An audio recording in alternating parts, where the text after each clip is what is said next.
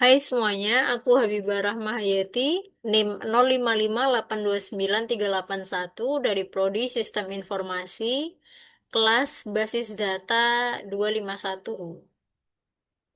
Nah, di video kali ini kita akan mengerjakan tugas satu kelas basis data ya, yang mana kita sudah mendapat ini, kita sudah ada contoh kasusnya dan perintahnya. Perintahnya yaitu membuat entity relationship diagram dengan tahapan atau langkah yang sesuai dengan panduan. Nah, sebelum kita membuat IRD, kita harus menentukan entitasnya dulu, gitu. Nah, dari contoh kasus ini kita baca, kita pahami ada entitas apa saja yang akan kita temukan. Oke, sebuah rumah sakit memiliki banyak dokter. Jadi dokter ini entitas ya, gitu. Sebuah rumah sakit memiliki banyak dokter. Setiap dokter mempunyai banyak pasien yang harus ditangani. Jadi pasien ini juga termasuk entitas. Pasien harus terlebih dahulu mendaftar pada bagian administrasi. Administrasi ini juga entitas yang akan kita buat di IRD kita nanti dengan menyerahkan data dirinya.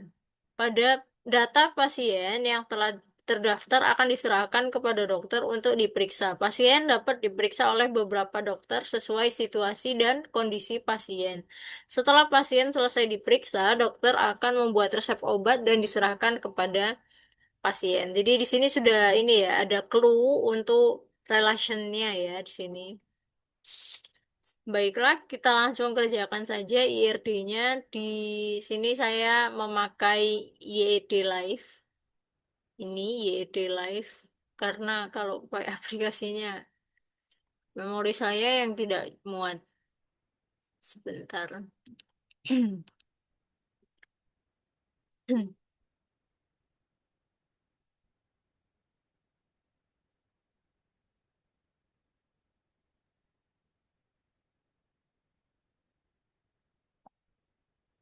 Nah, di YED Live ini kita bikin create new diagram.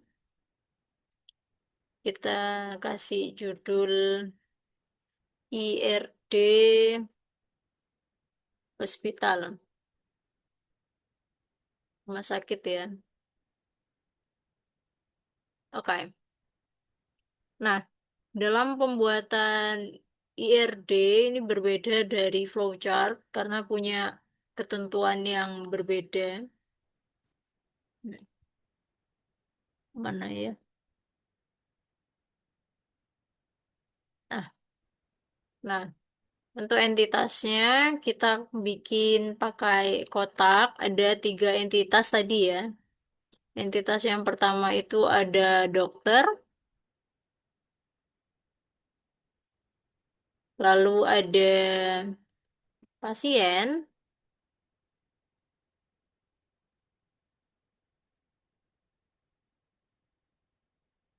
dan ada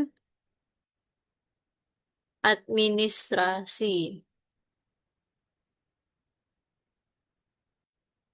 Administrasi. Jadi, ketiga entitas ini akan saling terhubung, berkaitan dalam eh, dalam rumah sakit ini gitu. Jadi, kalau dokter, jadi kalau ada pasien yang mau berobat, dia sebelum menemui dokter harus ke administrasi dulu untuk mendata-data. Karena untuk memverifikasi data dan sebagainya karena jumlah pasien itu kan ada banyak ya agar tidak terjadi kekeliruan gitu ada agar tidak terjadi salah data dan sebagainya makanya perlu verifikasi data dulu antara pasien dan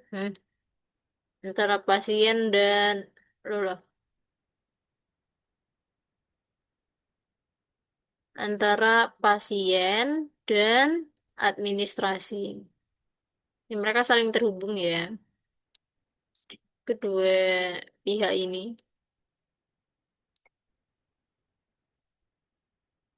Begitu. Lalu administrasi ini, jadi kan pasiennya menyerahkan data mereka ya, data diri mereka dan sebagainya, keluhan penyakitnya apa, keluhan awal dan sebagainya ke administrasi. Dan kemudian administrasinya akan menyampaikan datanya kepada dokter, memberikan informasi gitu. Ini ada pasien A, dia sakit demam gitu. Jadi akhirnya dokter tahu ternyata si pasien A ini sakit demam dan tidak terjadi kekeliruan data antara pasien A dengan pasien yang lain, pasien B, pasien C gitu. Jadi eh, perlu ada relasi kesinambungan antara ketiga entitas ini. Lalu dari ketiga entitas ini tentu ada yang namanya atribut ini ya di tengah-tengah. Dulu. Mm-mm. Ini untuk penjelasan pergerakannya. eh ini ada pendaftaran.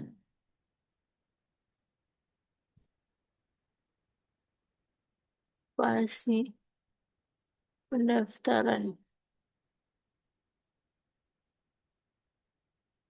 Ya, perusahaannya kecil banget sih. Nggak kelihatan saya. Ya gitu. Ini ada pendaftaran. Ini kegiatannya ya, yang menghubungkan kedua entitas ini, pasien dan administrasi itu pendaftaran. Untuk sementara ini seperti ini. Lalu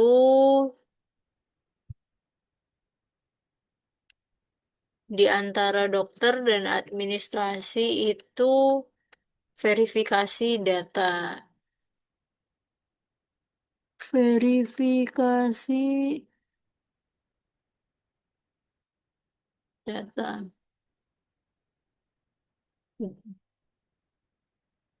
Lalu yang terakhir,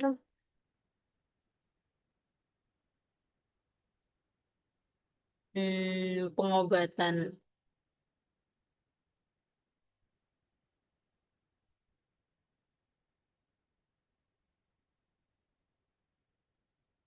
Ini saya sambil lihat catatan saya ya, mohon maaf.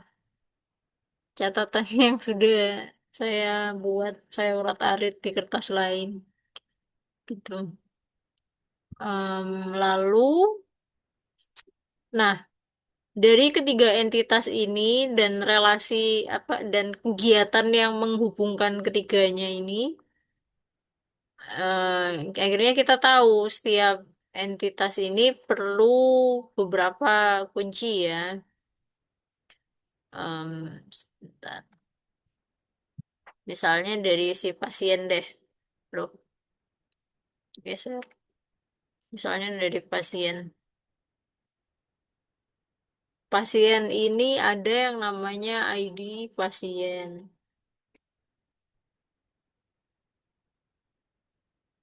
Mm-mm.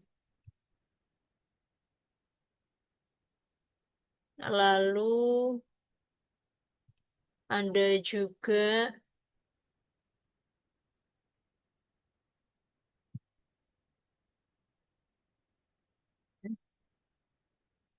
nama pasien.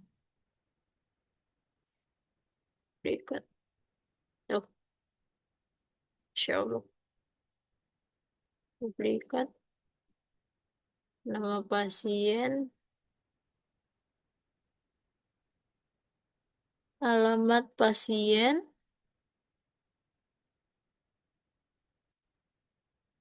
Terakhir ada keluhan awal.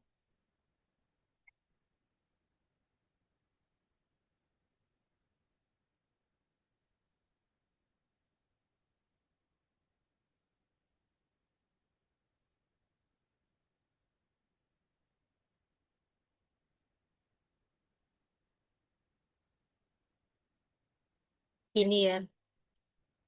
Jadi nantinya di dalam kita membuat database tentang pasien, akan ada data-data ini yang dikumpulkan itu ada ID pasien, nama pasien, typo sebentar.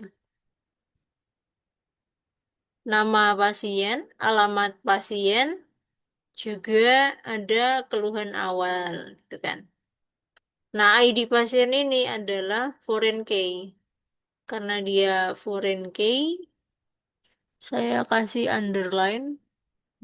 Foreign key, mohon maaf, primary key. Jadi karena ID pasien ini kunci penting ya, kunci utama di dalam database pasien. Jadi saya kasih garis bawah untuk menandakan sebagai primary key-nya. Gitu. Jadi primary key ini yang nantinya akan selalu dibawa untuk mengkonfirmasi data-data di entitas yang lainnya gitu. Misalnya di administrasi, database administrasi. Ini ada yang namanya ID admin gitu. ID admin duplicate. Oh, Masya Allah. A-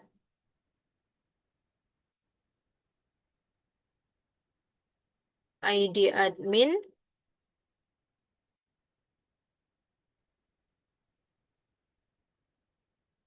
nama admin,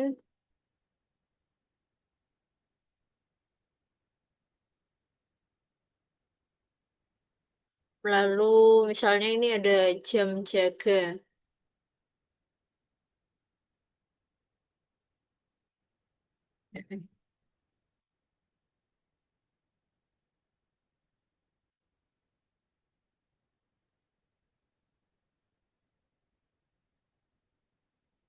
Yep,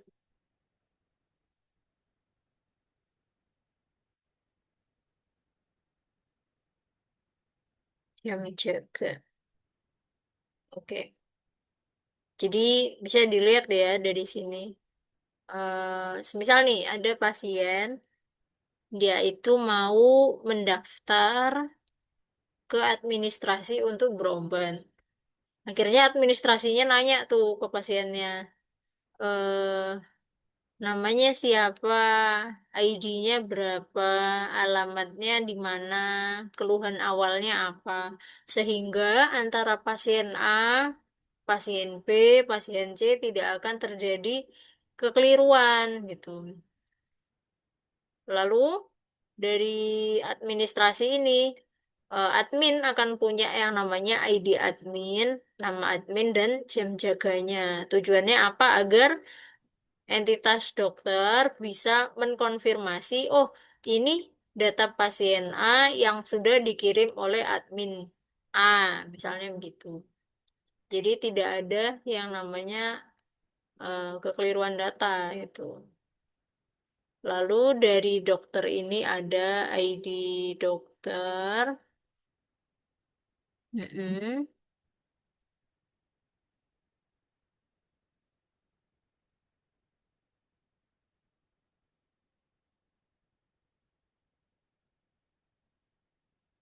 nama dokter, duplikat,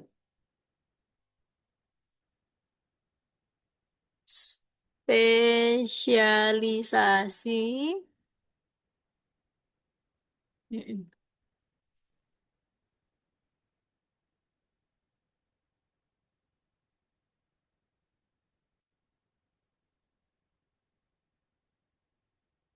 dan juga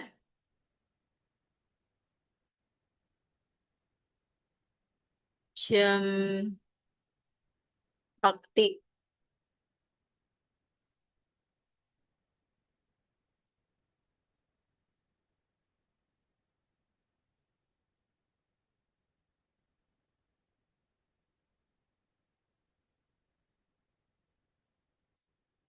Oke. Nah, sama seperti pasien yang punya primary key yaitu ID pasien, dokter dan administrasi pun juga sama. Di sini primary key dari database dokter itu adalah ID dokter.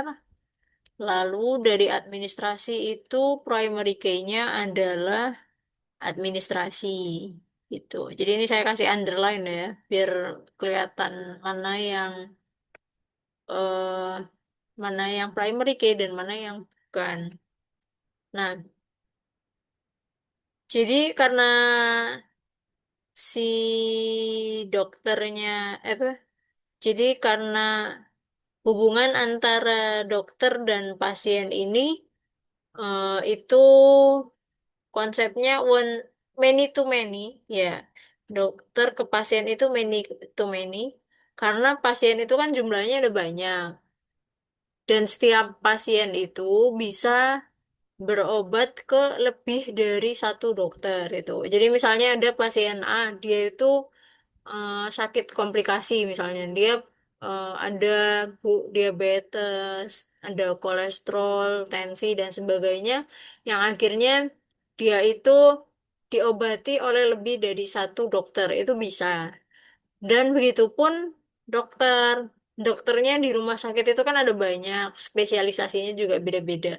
Nah, setiap dokter yang jumlahnya banyak itu bisa menangani lebih dari satu pasien juga.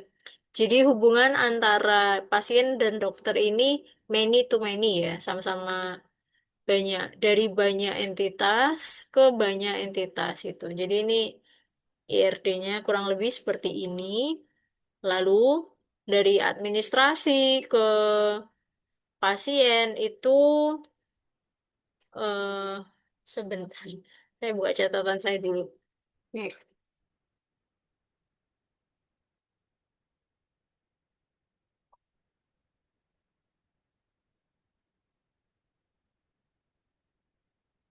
Sedangkan untuk hubungan admin ke pasien itu one to many, karena dari satu admin itu bisa menangani banyak pasien. Tapi pasien sendiri tidak butuh banyak admin untuk menanganinya gitu. Jadi berbeda ya hubungan antara si pasien dan administrasi dengan hubungannya pasien dengan dokter. Kalau ini kan relasinya many to many, ya kan? Tapi kalau pasien ke admin itu one to many, begitu.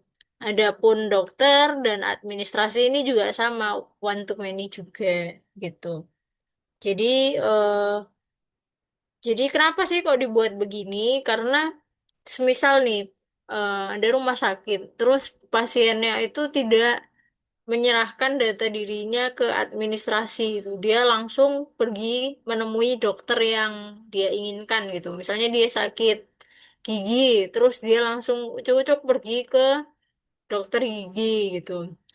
Nah, apa yang akan terjadi kalau tidak ada yang namanya verifikasi data gitu ke administrasi? Jika dia tidak melakukan pendataan ke administrasi, maka akan bisa jadi akan terjadi hal-hal yang tidak diinginkan, seperti misalnya ketika si pasien A yang mau pergi ngantri mau ke dokter gigi itu tadi karena dia tidak pergi ke administrasi, tidak konfirmasi data, dia nggak tahu di dokter gigi itu sudah ada berapa banyak orang yang mengantri gitu misalnya.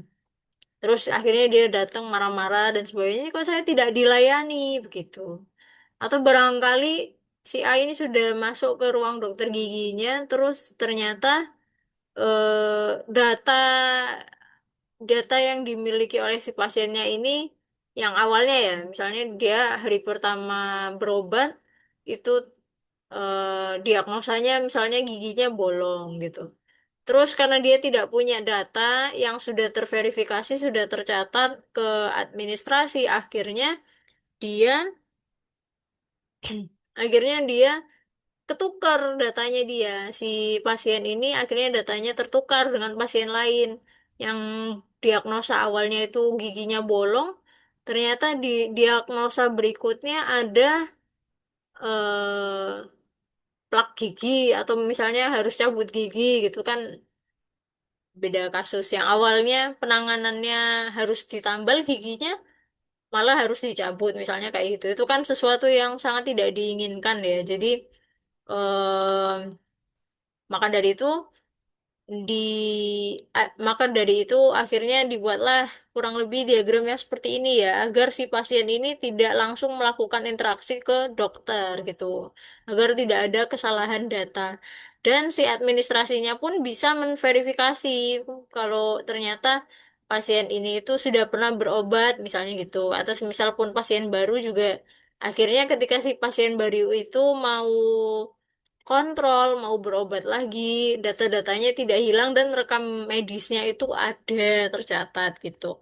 Nah, di bagian pendaftaran ini juga ada beberapa proses yang terjadi ya gitu. Sebentar. Misalnya dari pendaftaran ini. Dari pendaftaran ini akhirnya diketahui yang namanya ID pasien. Apalagi kalau pasien baru ya. Karena ID pasien itu primary case, saya kasih underline loh. Mana? Biar saya kasih underline. Kecil aja apa. Lalu kebesaran. Hmm, hmm. Duh, apa sih ini? Ya Allah. Ah, dari ID pasien.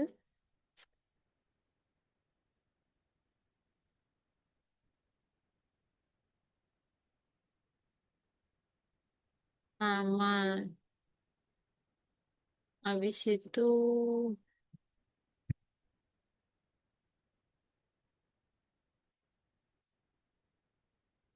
Ya Allah.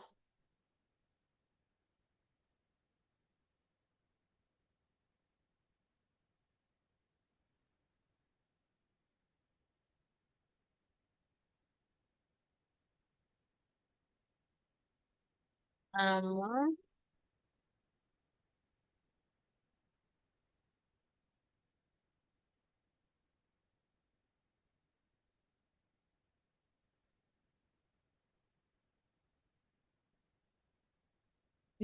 Oh,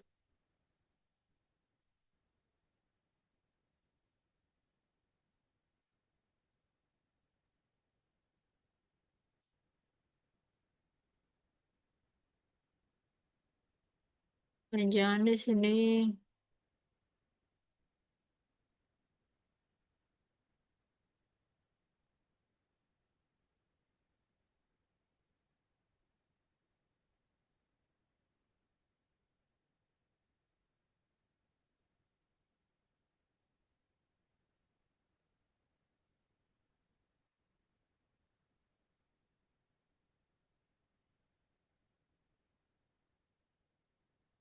Lalu ada.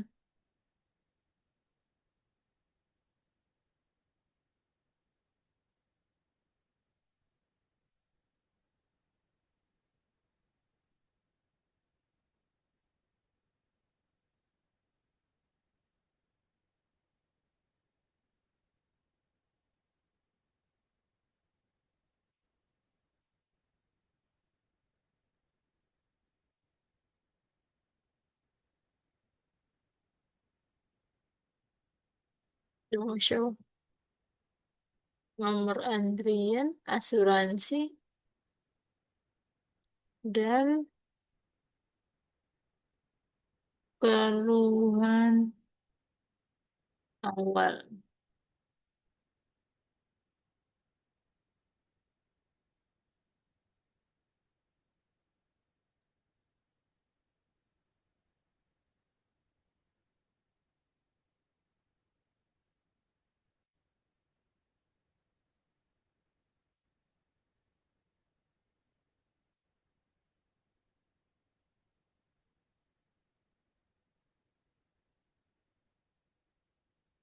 Ya, jadi dalam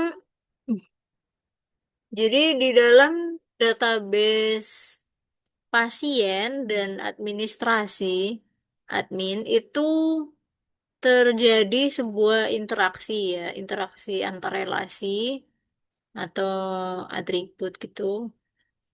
Ya, ini interaksinya antara pasien dan administrasi adalah pendaftaran misalnya. Jadi dalam proses pendaftaran ini nantinya administrasi, admin akan mengetahui data diri pasien. Data diri pasien ini misalnya kayak tadi ya, nama, alamat, tanggal lahir, dan sebagainya. Lalu ada ID-nya, ini yang penting, ini foreign key, apa primary key-nya. Lalu kemudian tanggal mendaftarnya gitu. Terus nomor antriannya, first in, first out misalnya gitu. Jadi em, nomor antrian pertama itu yang pertama dilayani, misalnya begitu. Lalu ada asuransi, apakah pasien itu memakai BPJS atau barangkali asuransi kesehatan lainnya gitu kan, macam-macam. Atau kemudian bisa juga diketahui keluhan awalnya apa gitu. Misalnya pasiennya tadi mengeluh demam atau mengeluh pusing gitu.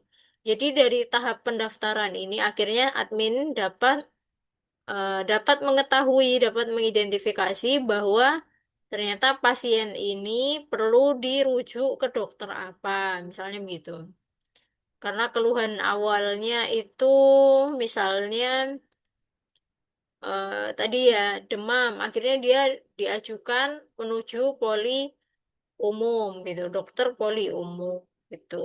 Adapun asuransinya, jadinya kan bisa diarahkan nanti misalnya si ke dokter yang apakah yang spesialisasi tertentu atau barangkali dokter yang umum gitu kan. Ya kurang lebih seperti itu.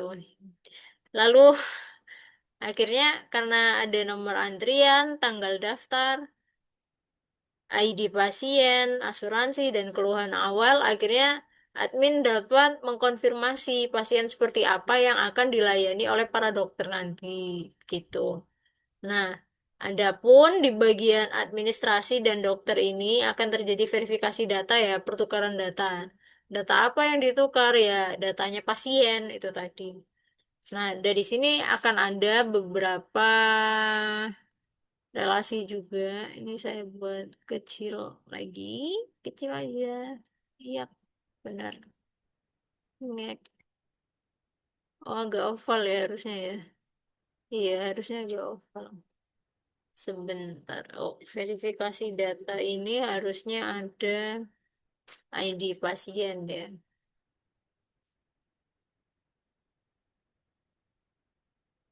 Hmm. ID pasien ini karena dia primary key ya, jadi dibawa-bawa terus. Karena ini penting sekali.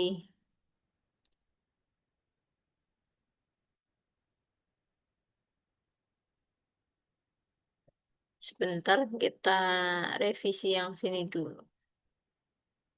Ini harusnya oval bentuknya, bukan lingkaran. Iya,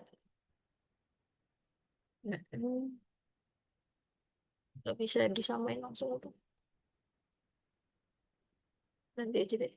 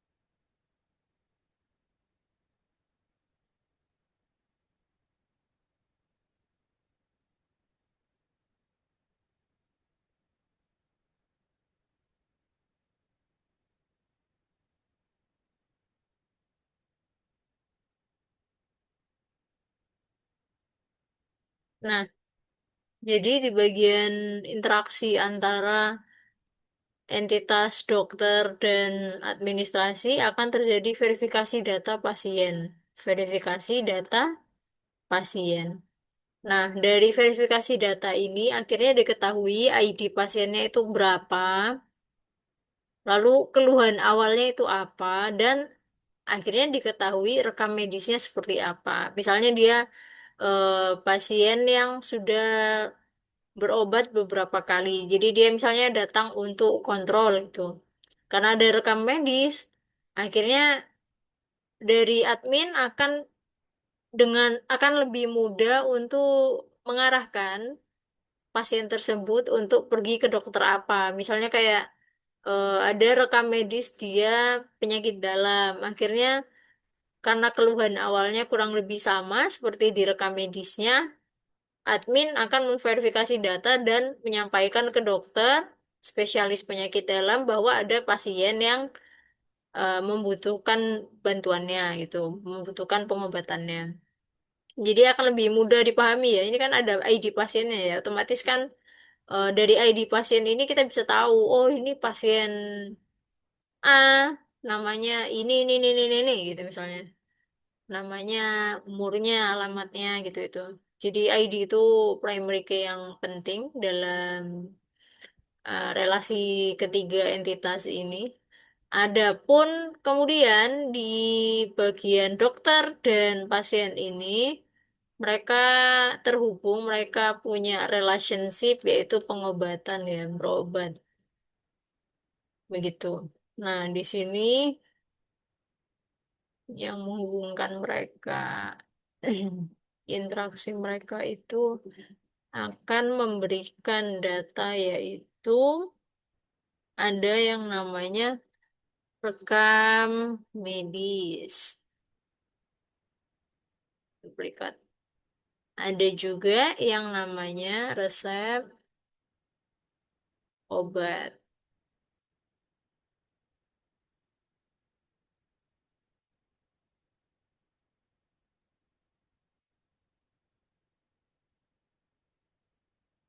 Jadi setelah diketahui bahwa pasien A sudah melakukan pendaftaran, mengikuti alur pendaftaran pasien ke administrasi.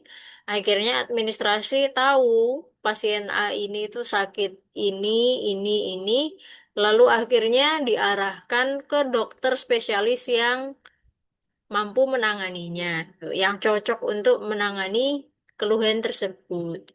Lalu dari dokter itu akhirnya terjadilah interaksi yaitu pengobatan terhadap pasien tersebut. Akhirnya dokternya ngasih rekam medis, ada catatan rekam medisnya dan juga resep obatnya.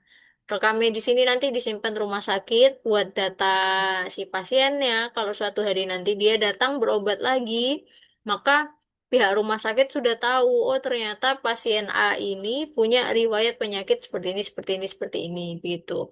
Jadi meminimalisir terjadinya salah diagnosa atau sebagainya, begitu. Lalu akhirnya dokter bisa memberikan resep obat dan sebagainya, yang akhirnya nanti bisa dibawa ke farmasi. Ini kalau mau dibikin 4 entitas sih bisa sih, nanti jadi ada farmasi gitu misalnya. Tapi saya rasa ini dulu sudah cukup untuk tugas satu kita kali ini, karena di tugas satu ini kan entitas yang disebutkan di perintah soal itu ada dokter, administrasi, dan pasien gitu. Jadi kita pakai 3 entitas saja dulu. Saya harap videonya bisa dimengerti. Mohon maaf jika saya banyak salah kurangnya juga. Saya masih belajar memahaminya. Ini saya beberapa kali bikin kertas coret-coretan, nyatet sini, nyatet situ buat belajar. Jadi ya, saya akan dengan senang hati menerima kritik dan masukannya. Terima kasih sudah menonton video saya. Assalamualaikum warahmatullahi wabarakatuh. Bye-bye.